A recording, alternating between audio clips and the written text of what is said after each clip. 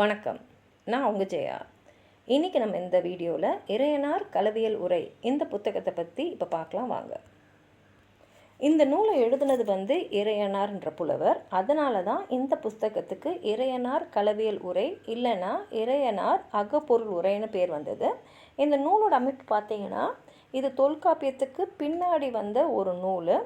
அக வாழ்க்கையை பற்றி இந்த நூலில் எழுதியிருக்காங்க. இந்த நூலுக்கு உரை எழுதுனது நக்கீரர். சிலப்பதிகாரத்தில் இருக்கக்கூடிய உரைப்பாட்டு மடை தான் தமிழில் முதல்ல உரைநடைக்கு உரைநடை நடையில் எழுதப்பட்ட ஒரு பகுதி. அந்த சிலப்பதிகாரத்துக்கு அப்புறம் உரைநடையில் எழுதப்பட்ட நூல் இதுன்னு சொல்லலாம். அந்த சிறப்பு இந்த புத்தகத்துக்கு இருக்குது.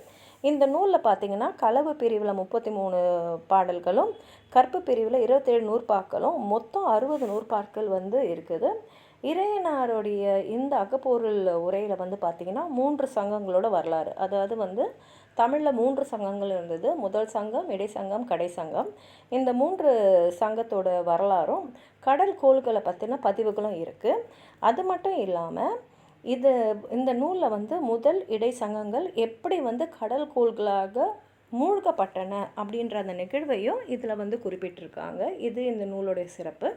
உங்களுக்கு இந்த நூலை பற்றி ஏதாவது சொல்லணும்னு நினச்சிங்கன்னா கீழே இருக்கிற கமெண்ட் பாக்ஸில் எழுதுங்க. இந்த வீடியோவை லைக் பண்ணுங்கள், உங்கள் ஃப்ரெண்ட்ஸோடு ஷேர் பண்ணுங்கள். சப்ஸ்கிரைப் பண்ணாதவங்களாம் ப்ளீஸ் சப்ஸ்கிரைப் பண்ணி சப்போர்ட் பண்ணுங்கள். நன்றி.